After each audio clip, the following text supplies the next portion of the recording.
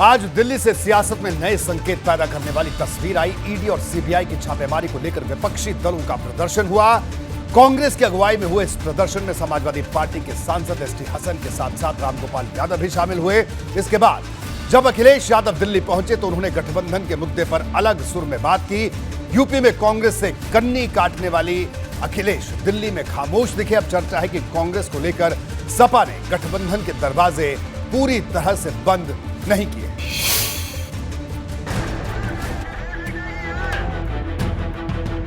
दिल्ली में संग्राम छिड़ा है। ईडी पर लाल 16 विपक्षी दलों ने प्रवर्तन निदेशालय के दफ्तर की तरफ संसद से मार्च किया, लेकिन इन्हें रोक दिया गया।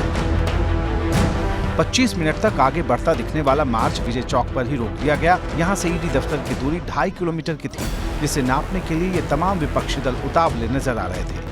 यहाँ पर लोग हैं, हम कम से कम 2000 लोग पुलिस, तो हमारी आवाज को दबाना चाहते हैं और हम हमारे और बात तो बाहर ये करते हैं डेमोक्रेसी की, और अगर कोई यहाँ पर डेमोक्रेसी ठीक तरीके से नहीं चल रहा है। भाजपा सरकार के खिलाफ यहाँ जमकर नारेबाजी हो रही थी।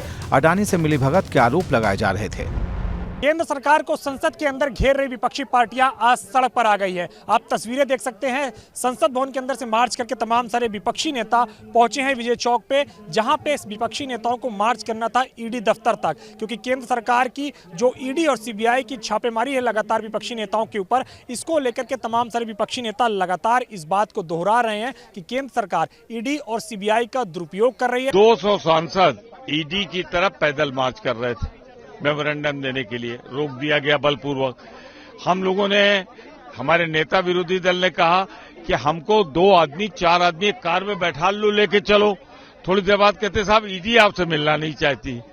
तो अब आप बताइए, अगर नेता विरोधी दल और विरोधी दल के नेताओं से ईडी नहीं मिलना चाहती तो इसके अलावा हम कैसे अपने बात रखें? आगे हम लगातार आवाज उठाएंगे। हम लगातार पहले दिन से पूछ रहे हैं कि गरीब जनता का पैसा मोदी जी ने अपने उद्योगपति दोस्तों को क्यों दिया। यही सदाएं गूंज रही हैं संसद के गलियारों से। आओ मिलकर देश बचाओ मोदी जी के यारों से।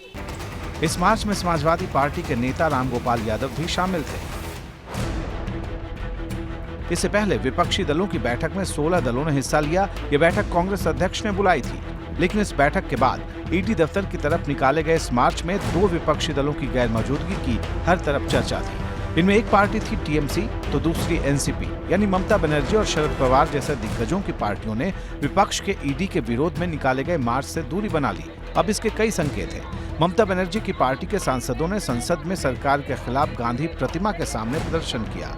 टीएमसी का आरोप था कि सीपीएम और कांग्रेस पश्चिम बंगाल में भाजपा से मिले हुए हैं, इसलिए वो कांग्रेस की अगुवाई वाले मोर्चे में शामिल नहीं हुई। अब यहाँ से नई सियासत के संकेत भी सामने आते हैं। इस सियासत का एक वास्ता समाजवादी पार्टी से भी जुड़ता है, जिसके अध्यक्ष अखिलेश यादव जल्द कोलकाता पहुंचने वाले हैं, जहां होने वाली है पार्टी की राष्ट्रीय कार्यकारिणी की बैठक। और इस दौरान उनकी पश्चिम बंगाल के सीएम और टीएमसी प्रमुख ममता बनर्जी से भी मुलाकात होनी है। और इस दौरान विपक्षी दलों की 2024 वाली रणनीति का बड़ा ट्रेलर सामने आ सकता है।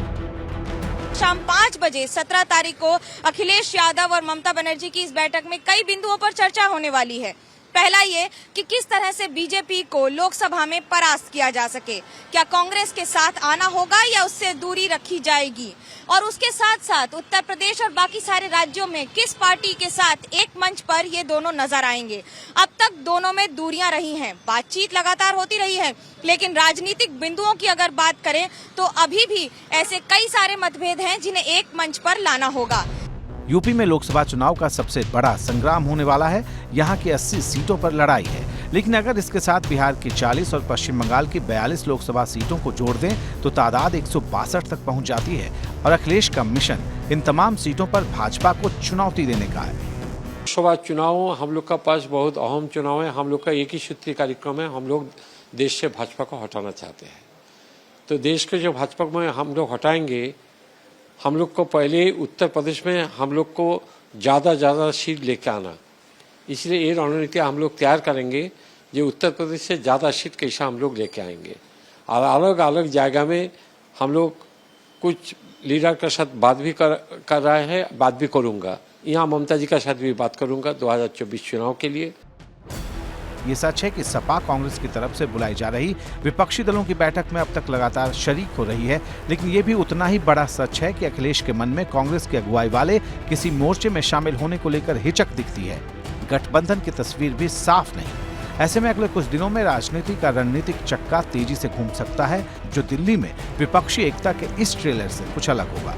एबीपी गंगा के लिए कोलकाता से मनोकिया लोईवाल के साथ दिल्ली से अविनाश तिवारी।